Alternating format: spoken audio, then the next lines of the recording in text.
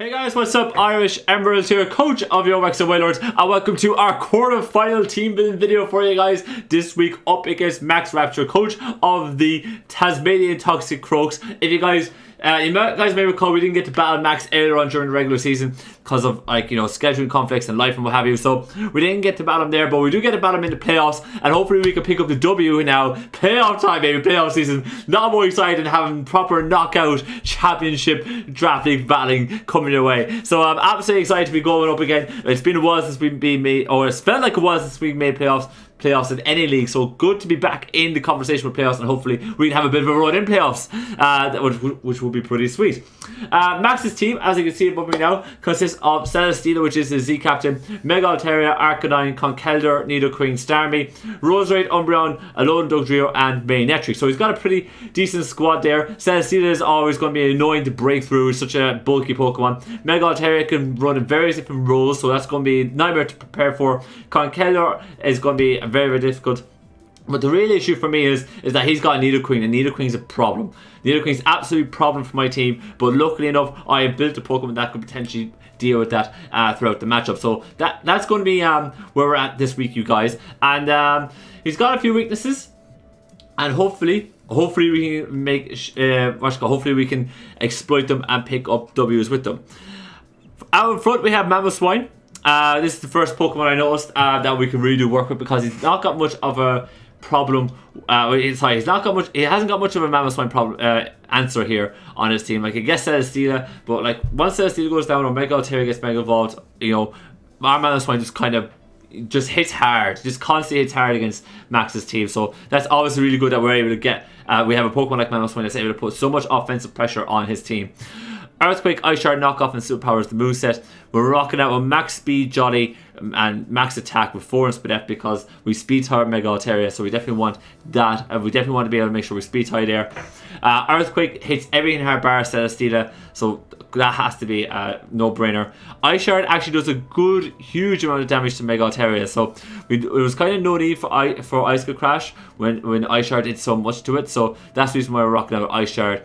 We're rocking our Knockoff as kind of just our middle ground early game play or move when Mamoswine's in, because we're going to force Pokemon out, so being able to just get Knockoff off and get items off people, or get residual, like get leftovers off, get life orbs off, Nidoqueen or something like that. That'd be very, very nice. And then after that we have Superpower, because Superpower can absolutely break through a Spadef Umbreon. All we need is get roughly 75, or get it down to 75%. Superpower kills, and that just breaks through Umbreon so easily. So that's the idea behind that. And I actually am fully expecting a Spadef Umbreon this week in order to deal with Greninja. So I wouldn't be surprised to see that. But we're rocking out with Mamoswine here. This is a set, and I think it can do a good bit of work. As I said earlier on, Celesteela is a big problem for my team, and of course we need answers for us. That's the reason why we're bringing Victini this week. I'm bringing a Choice Scarf set because I feel like his team, we could really outrun his team with a Choice Scarf set. Like, if you look at his speed, he hasn't got a huge amount of speed, so I figure with Choice Scarf Victini we'd be able to outrun most of his team, and that's the reason why we're bringing it. V-Crate just breaks through everything on his team bar Arcanine.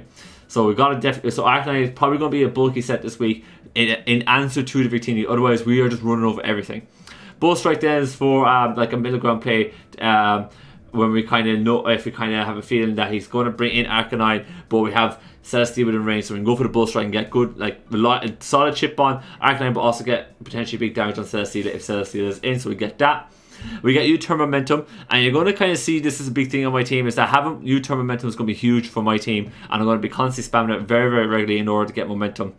And then we have Toxic. So the idea for me is that, if we see Arcanine being the reliable Victini answer constantly, then I'm just going to click Toxic on it and start wearing it down, because it can't stay around forever. Arcanine will get broken through eventually, so by being able to spam Toxic and wear stuff down, that's going to be very, very easy for us to deal with as the match goes on.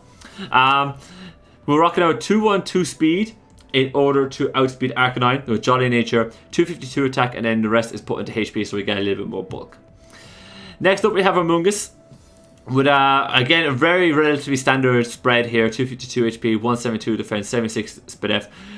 It deals with Mega Altaria. Like this is the one Pokemon that just can deal with Mega Altaria. It can come in on non-Z move Celesteela as well.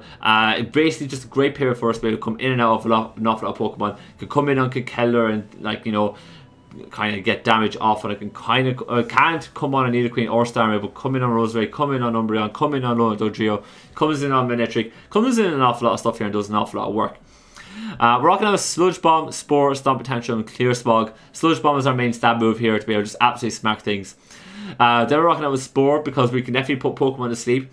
Like for me, the idea is that like we're not going to be able to beat Celesteela with Amoonguss, but we can put Celesteela to sleep, and then Celesteela does not become, you know, useful anymore, and then I can bring in Victini for free without fearing the Earthquake, and you know, go for V-Crit or go for U-turn then at the next turn and go, you know, etc. So that's the reason why we, you know, we can run with that, because Spore for me, Spore for us is very spammable on his team. Then we have Stomp Tantrum because a lot of the times he might be going into, like if he goes into a Spore Roserade, then Stomp Tantrum will do an awful lot of damage to a Roserade. So that's the reason why we're running Stomp Tantrum there. And then we have Clear Smog to be able to stop the Mega Altaria from setting up with D-Dances and such, because we can come in on Mega Altaria and just beat it 1v1 with Amoonguss. But of course, we definitely want to make sure that we're chipping away at it and making sure it's not getting D-Dances up and it's not becoming an absolute nuisance for us to deal with. So that's the idea behind Amoonguss. Is going to be a really good solid pivot that can come in and just stop any kind of setup and get good chip on everything and potentially create space for us with Spore, which would be very, very nice. After that, we have Fang, our Golbat, rocking out U-Turn, Roost, Defog, and Super Fang. Kind of defensive spread here, very standard defensive spread here. The reason why we're bringing such a defensive spread is for us to be able to kind of have an answer for Arcanine. So when Arcanine comes in on Victini, we can bring in Golbat, and Golbat can kind of do work against it. Like I know that Arcanine gets Wild Charge, but if he's going for Wild Charges against my Golbat and I can roost off the damage and I can get chip on on Arcanine, that'd be very good in the long run, because we're breaking through the Victini answer, which is ideal for us. So rocking out U-Turn to give us an awful lot of that momentum, because we really want momentum. We want to be able to switch in and out constantly on his team. Roost gives a bit of longevity. Defog to get rid of hazards, because he gets access to some hazards. He gets spikes and toxic spikes with Nidoqueen, Roserade, and Stealth Rocks with Nidoqueen, to say the least. So the fact that he gets access to spikes and hazard control means that I want my own hazard control on my side of the field. And then we got Super Fang as well on Golbat, in order to break through Pokemon. Like once we got our defog off and we're still in, I can just go for the Super Fang, get something, like if someone's going to be losing half its HP, and then that opens up more space for our team to kind of do an awful lot of good work with. So that's the idea behind Golbat. Okay, so now that we got hazard control, a bit of bulk out of the way, we definitely still need a little bit more offense for our squad. So I decided to bring Greninja this week. A bit more of an interesting set, but let me talk through it with you. So I kind of had wanted to be able to get an awful lot of momentum against Max, but to really have momentum work as much as it can, I wanted a lot of hazards. So I feel like, as I said earlier on, that Umbreon is probably going to be the number one switch in, potentially Celesteela as well, but Umbreon is going to be the number one switch into Greninja here. And if that's going to be the case, then I could probably potentially set up a lot of spikes against it in order to beat it. So in order to kind of shut down any kind of clerical Umbreon set, I'm running Taunt this week. So we're going to be, if we come in on a Greninja, I can go for Hydro Pump. Hydro Pump is going to be very safe, because he'll then come in with Umbreon to potentially, like, you know, wall it and kind of 1v1 my Greninja, and then I can go for Taunt on Umbreon, shut down any like status effects, what have you, and then I can just go for free spikes. That's the kind of idea behind it. So Taunt's going to do a good bit of work for us there. I really wanted U-Turn, but Taunt is really going to help shut down a clerical Umbreon set and allow us to beat it. Then we're rocking out Hydro Pump and Ice Beam as our two main stab moves to be able to kind of beat the rest of his team. He hasn't got anyone that kind of wants to come in on that dual coverage, which is absolutely fantastic. So once we shut down the Umbreon and set up our spikes, we can really start hammering home with those two moves there. And as I said, spikes just to get the hazards up and put pressure on his team, and just keep putting pressure on his team and wearing it out constantly. So spread wise, I got 204 in speed to be able to kind of outspeed the Starmie. 252 in special attack, and the rest is kind of put into bulk with 8 EVs left over, because you know we wanted the odd number of EVs to be able to come in on hazard. So the 4 went into defense and 4 went into Spidef, like so.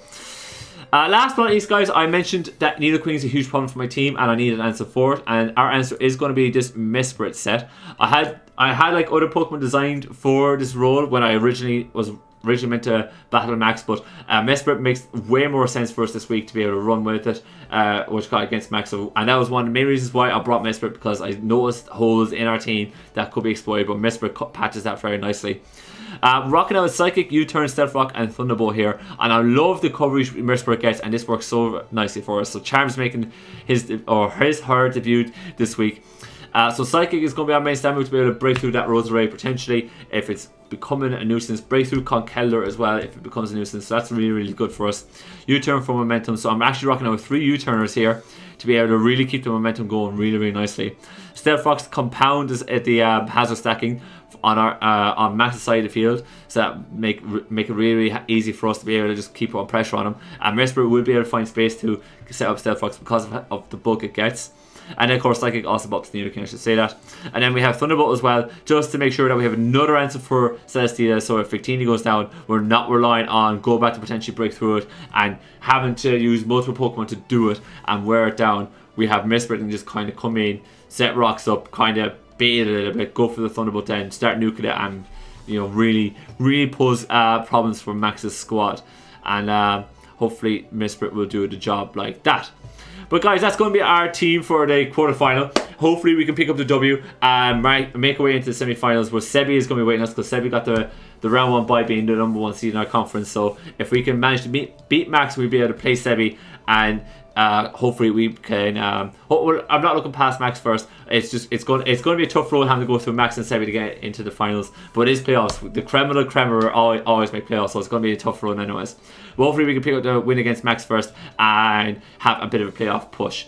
But guys, hold on, before I move anything, the spread on Mesprit is to stop a physical or a special Nidoqueen from causing absolute havoc. So he's only got like a very slight chance to 2 heroes with like a poison jab if it's a physical Nidoqueen, but he's not going to be able to 2 heroes with a special Nidoqueen. This is with a fully offensive Life Orb set modded, so we had to have something to be able to kind of deal with that, and Mesprit is the answer, and that's the reason why we have that spread there. But yeah guys, I'm going to wrap it up here today. If you guys enjoyed today's video, please click the like button down below for me. If you guys got any comments on today's video, whether it be good, bad or different, let me know in the comment section down below, including your thoughts on the team, all that kind of good stuff. And last but not least, if you want to see more Wexford Wailords action coming away on this channel or more content in general, please smash the subscribe button down below for me and click that bell icon. On that note, I'm going to get up out of here. As always, thank you guys so much for watching, and I'll see you next time.